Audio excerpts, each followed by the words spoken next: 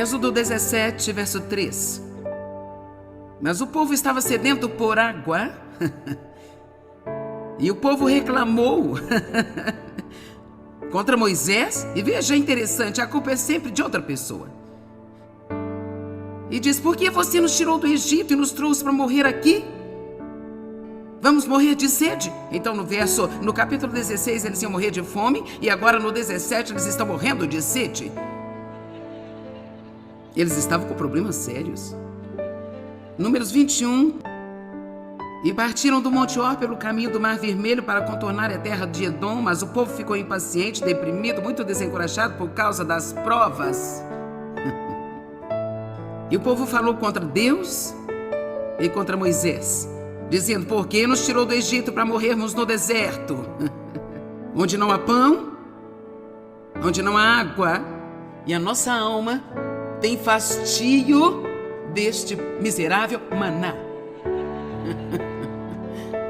Está caindo do céu a cada dia. Agora, vamos lá. Por favor, vamos lá. E sabe, é por isso que eu sinto a urgência, às vezes, de dizer às pessoas: mais do que um milagre, precisamos de maturidade espiritual. Porque veja, se Deus lhe dá um milagre, você ainda não cresceu espiritualmente, e quando você tiver problema, você terá que ter outro milagre. Da próxima vez que tiver problema, terá que ter um outro milagre. Mas se você é maduro espiritualmente, então você pode ser o mesmo, não importa quais sejam as circunstâncias. E esse é o objetivo de Deus em nossas vidas. Não é de nos tratar como bebês, onde a única maneira de sermos felizes é tendo a nossa mamadeirinha, nossa chupetinha, nossos cobertorzinhos, todas essas coisinhas. Você pode imaginar o quão animados eles estavam a primeira vez que viram o maná? Oh Deus, isso é tão legal! Oh Deus, nosso Deus é um Deus maravilhoso. Se soubesse a canção, eles teriam cantado. Nosso Deus é tão maravilhoso, Ele reina. Eles teriam feito isso, mas depois de um pouco de maná, estamos fartos deste maná. Veja, isso prova que você obtém um milagre e não vai demorar muito se você tem um coração ranzinza. O coração ranzinza vai voltar e reclamar até mesmo do milagre que você recebeu.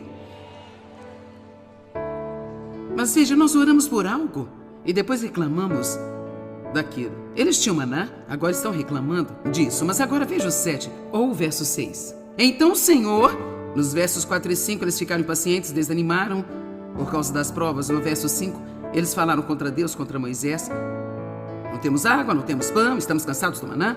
Verso 6, então o Senhor enviou serpentes venenosas que morderam o povo. E muitos deles morreram. Progresso.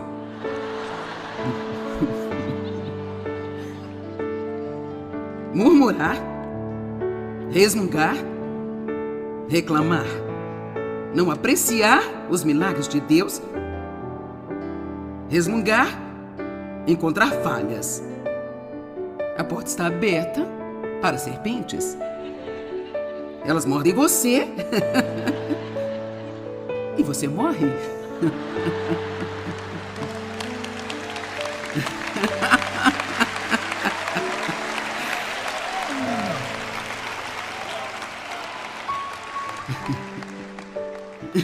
Eu amo isso. Isso é como comédia para mim. Verso 7. Então o povo veio a Moisés e disse: nós pecamos. 23.000 pessoas tiveram que morrer para que entendessem. E todos eles caíram mortos em um só dia. Como, uau, algo está acontecendo aqui, gente? As pessoas estão morrendo à direita e à esquerda. Talvez nós tenhamos feito alguma coisa errada. E sabe, isso é cômico. Mas a coisa que nós temos que entender é que isto foi a consequência de reclamar. Algo que muitas vezes nem sequer vimos como pecado. Eu me atrevo a dizer que 99% das pessoas... Filipenses 2,14. Façam tudo sem murmurações, discussões, queixas contra Deus e questionamento entre vós. O verso 15 continua a dizer que você pode mostrar-se como uma luz brilhante em um mundo escuro. Que você pode mostrar-se como sendo um filho de Deus. Então, uma das coisas que Deus está procurando é por uma diferença em nós no mundo, onde há reclamação, murmuração, onde encontramos falhas em tudo. Não devemos fazer assim. Não vamos fofocar, julgar ou criticar.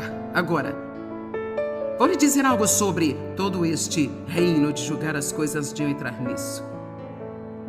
Na verdade, Paulo nos disse para julgarmos o pecado. E ele até mesmo chegou ao ponto de dizer que se a pessoa não se arrepender e continuar com esse comportamento, você não deve ter comunhão com ela. Então, quando eu digo não julgue, não é para deixarmos de ver o pecado ou apenas passar por cima das coisas e deixar todo tipo de lixo ficar na igreja e não lidar com isso, porque nós não queremos julgar. Não queremos julgar. Isto nos leva para um outro extremo. Na verdade, Paulo disse que não fomos chamados para julgar aqueles que estão fora da igreja, fomos chamados a julgar os que estão dentro da igreja. No entanto, ele não está falando sobre julgar o coração de alguém, ele está falando sobre o pecado. Eu acredito que podemos odiar o pecado e amar o pecador. E eu acredito que nós temos um problema quando alguém faz algumas coisas.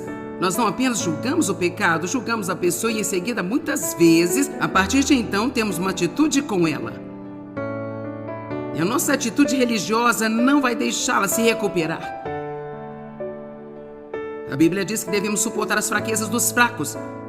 Você deve orar por aqueles que estão fazendo coisas erradas. Temos que nos lembrar do que Jesus orou na cruz. Pai, perdoa-lhes, eles não sabem o que estão fazendo. O que eles fizeram foi errado, mas ele sabia que eles estavam enganados. Perguntam-me quantas pessoas que julgamos duramente, criticamos, estão apenas enganadas. Quando você está enganado, você está crendo numa mentira. Haviam muitas pessoas por aí criticando, julgando o meu comportamento e eu não sabia que estava errado comigo. Eu tinha sido abusado por meu pai, eu tinha todos esses problemas em minha alma, eu estava me levantando todos os dias, fazendo melhor, mas a verdade é que eu era detestável. Eu não sabia. Eu não precisava de crítica, eu precisava de oração. E, mais do que qualquer outra coisa, eu precisava de um bom exemplo na minha frente para me mostrar como deveria ser, porque eu nunca tinha tido um bom exemplo. E foi aí que Deus me deu o Dave, sólido, estável e um bom exemplo. E ele continuou sendo o que ele era, que é ser um homem de Deus até que eu consegui. E é isso que precisamos ser. Precisamos ser sólidos e estáveis, bons exemplos para as pessoas olharem e assim elas querem o que temos em vez de apenas qual é o seu problema? Por que você é assim? Por que você não muda, hein? Por quê? Por quê? Julgar o pecado, mas tomando cuidado para que você não se volte contra o pecador. Agora, temos de ter cuidado com quem a gente anda, mas há uma diferença entre ter um relacionamento íntimo com alguém e ser rude com ele. Amém? Você tem que ser guiado por Deus, não pode ir como um elefante numa loja de porcelanas e... Deixa eu lhe dar os meus folhetos evangélicos, 3 livros da Joyce, uma nova versão da Bíblia e... eu vou endireitar você.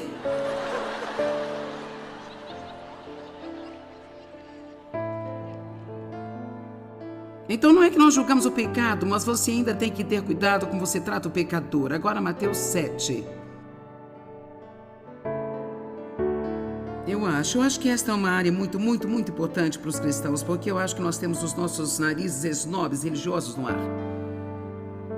E, rapaz, alguém faz algo errado e eles saem. Melhor lembrar, é pela graça de Deus, aí vou eu. Ok, agora eu não sei se você não esteve aqui ontem à noite, eu só tenho que reiterar que quando comecei a reestudar comigo mesmo todo esse aspecto da palavra, eu tenho estado nesta viagem por um longo tempo. Foi realmente através da busca de Deus sobre o desejo de ver as respostas mais poderosas para a oração. Estão comigo? Quem quer sua oração respondida? Certo. E ele me levou a uma escritura em Isaías que eu li ontem à noite, onde ele basicamente disse: Você vai chamar e eu vou dizer: estou aqui. Se você tirar o dedo apontador com desprezo para o oprimido ou o piedoso, e se você se livrar de toda fala dura, falsa, injusta e má. Por isso vemos ali que Deus dizendo: ei, eu vou responder as suas orações rapidamente se você parar de julgar as pessoas e você realmente tomar muito cuidado sobre o que está saindo de sua boca quando você não está orando. Agora aqui está outra escritura que praticamente diz a mesma coisa, só que um pouco diferente. Mateus 7:1. Não julguem, critiquem ou condenem os outros para que vocês não sejam julgados, criticados e condenados. Todos digam: eu colho o que eu semeio. Será que realmente acreditamos nisso? Não, não acreditamos. Dizemos que acreditamos, mas se acreditássemos, nós realmente não faríamos o que nós fazemos. Pois assim como você julga, critica e condena outros, você será julgado, criticado e condenado. E de acordo com a medida que você usar para medir os outros, também será usada para medir você. Porque você repara fixamente no cisco que está no olho do seu irmão, mas não se dá conta e não considera a viga que está em seu próprio olho. Eu acho que a mensagem da Bíblia Viva, uma delas diz: por que você tenta tirar o palito do olho do seu irmão quando você tem um poste no seu próprio olho? Isso é realmente verdade, porque quando nós temos tantos problemas e nós estamos ignorando, e nós estamos usando este manto religioso, isso nos faz olhar para outras pessoas através de uma lupa, e aqui estamos tentando corrigi-los e não temos capacidade de corrigi-los porque nós mesmos somos uma bagunça. Como você pode dizer ao seu irmão, verso 4, deixe-me tirar o cisco do seu olho quando você tem uma viga de madeira no seu próprio olho, hipócrita? Primeiro tire a viga do seu próprio olho, então você verá claramente para tirar o cisco do olho do seu irmão. Veja, uma vez que deixamos Deus lidar conosco e há um profundo grau de humildade que vem em nossas vidas porque vimos nossos próprios pecados, agora nós podemos ajudar a restaurar os nossos irmãos com um espírito de mansidão e um espírito de amor que vai realmente trazer restauração em suas vidas, ao invés de condenação. Quantos sabem, quando você está lidando com alguém que tem uma fraqueza em uma área, se você também tiver esta mesma fraqueza e pela graça e misericórdia de Deus você tenha superado, quantos sabem que você é muito mais gentil na forma como você lida com ele do que: eu não posso acreditar que você fez isso. É incrível, se não tivermos o mesmo problema, simplesmente não entendemos. Não dê as coisas que são sagradas aos cães, nem atirem suas pérolas aos porcos. Do contrário, estes as pisarão e aqueles voltando-se contra você os despedaçará. Agora, o que isso significa? É como: onde foi isso? Creio que tem entendimento o que isso significa. Eu creio que temos uma coisa sagrada. Nós temos o amor de Deus em nós. Ele diz: não julgue a coisa sagrada na frente do diabo e não deixe pisar sobre ela. Você tem capacidade de amar as pessoas, portanto, não ser crítico e julgador e buscador de falhas, quando poderia ser misericordioso e ajudar a restaurá-las. Vou dar um exemplo. Anos atrás, quando eu ainda estava ensinando, eu ensinava em casa. Eu tinha 3 filhos e sempre me senti bem quando eu estava grávida. Eu ficava um pouco cansada nas primeiras 6 semanas, mas para além disso, mal sequer sabia que estava grávida. Eu fazia todo o meu trabalho e não ficava ruim do estômago, nada disso. Então, enquanto eu ensinava o estudo bíblico, eu sendo a líder do estudo bíblico, havia uma jovem que veio durante o tempo em que ficou grávida. Ela já tinha 3 filhos, ela ficou grávida e então ela começou a faltar ao estudo bíblico porque não se sentia bem. Eu não me sinto muito bem. Náuseas, cansaço, não se sentia bem. Eu me lembro de mim e 2 ou 3 outras irmãs. Não havia irmãos, apenas irmãs. Nós estávamos comentando que pena que ela não tinha se disciplinado. E quão ridículo era isso, porque ela precisava desta palavra que eu estava ensinando. Você precisa entender que ela precisava da minha entrada espiritual em sua vida. E ela não estava frequentando. Você só precisa sugá-lo e apenas fazê-lo. Continuamos e nunca mais pensei no assunto. Nenhum de nós se ofereceu para ajudá-la. Ninguém se ofereceu para ir limpar a sua casa naquele dia para que ela pudesse vir. Nós nem oramos por ela.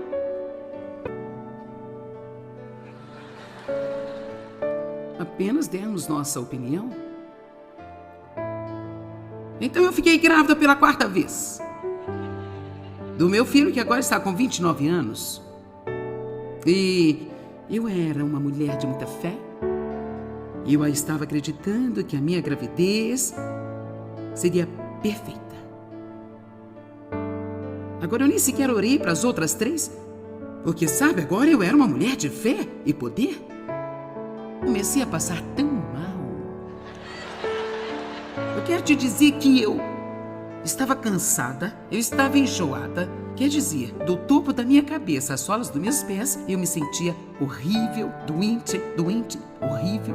Nenhuma energia, dificilmente eu conseguia me arrastar para fora do sofá. Eu não entendo o que está de errado. Tenho orado, estou repreendendo demônios, eu estou crendo em Deus. E eu apenas fiquei doente. E certo dia eu vi a minha família no quintal brincando. Dave brincava com as crianças, jogando bola. Eu pensei, eu só poderia ficar lá com a minha família. E eu não sei porque eu tenho que ficar tão doente. Então eu disse a Deus. Isso é uma coisa tão valiosa. Eu disse a Deus, ok, o que está errado aqui? Eu quero desafiá-lo quando as coisas não estão indo bem a dizer isto, mas esteja bem aberto para o que Deus vai falar ao seu coração. No minuto em que eu disse isso para Deus, foi como se eu tivesse uma visão. Eu vi essa mulher que estava em meus estudos anos antes. E eu via minhas 3 irmãs. E eu sabia, a próxima coisa em que eu pensei foi em Mateus 7. Eu tinha Mateus 7 aberto e eu li. E eu sabia que eu estava colhendo o que eu tinha semeado. Eu sou muito grata por esta experiência, porque nada impacta você mais que ter uma experiência pessoal, onde você sabe que Deus tem o seu número. Amém? O que vou dizer é a verdade absoluta. Orei e pedi a Deus para me perdoar e imediatamente comecei a me sentir melhor e eu me senti melhor durante toda a gravidez. Eu tinha aberto a porta através do julgamento. Aqui está, o que quero que você veja. E eu estava lendo Mateus 7, mas por alguma razão eu acho que eu pensei que quando ele falou sobre a oração no verso 7, estávamos indo para um novo assunto. Mas agora eu sei melhor. Agora eu sei que ele está dizendo, e assim, vamos colocar assim, se você não julgar e criticar e condenar, se você não apontar o dedo para outras pessoas e dizer coisas feias sobre elas, se você amar as pessoas, agora você pode continuar a pedir e será dado a você. Continue a procurar e você encontrará. Continue batendo e a porta será aberta, pois todo aquele que pede recebe, e aquele que persiste em buscar vai encontrar, e aquele que continua batendo a porta será aberta. Eu acredito que ele está dizendo que se você quiser suas orações respondidas, então pare de julgar, de criticar e apontar o seu dedo para outras pessoas. Quantos podem ver isso? Isso é tão simples como poderia ser. Ele não estava falando sobre um assunto e de repente foi para um outro assunto totalmente subjetivo.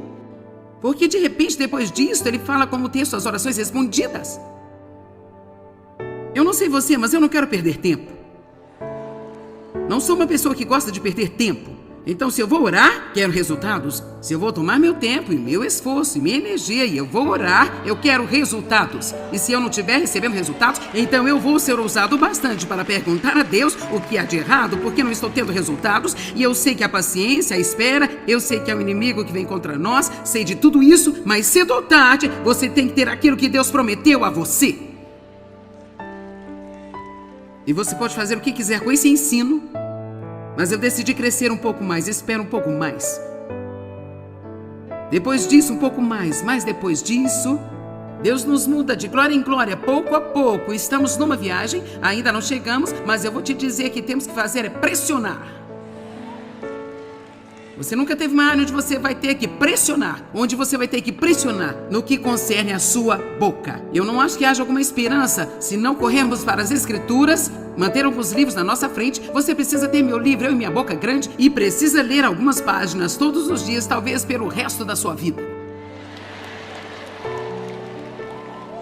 Nós temos que manter as coisas na frente de nós. Do contrário, podemos esquecê-las. Eu realmente acredito que esta não é apenas uma mensagem minha. Eu vou te dizer, eu não sei. Quero dizer, eu prego muito, sabe? Às vezes 12, 20 vezes por mês, quero dizer, eu prego muito. E eu não digo nada que eu não sinta que Deus está me guiando, mas há coisas que eu me sinto mais forte a respeito. Ontem mesmo David disse, quando eu desci os pequenos degraus, ele sempre está lá me esperando, ele disse, você está com fogo hoje? E essa é a maneira que sinto sobre isso, é como se eu tivesse um fogo real dentro de mim. E por isso eu não quero que você tome isso como apenas um pequeno sermão sobre a boca, sabe? Quando disserem, gostaria de ir à conferência sobre o que ensina, não apenas diga, a boca. Diga, uma vida transformada.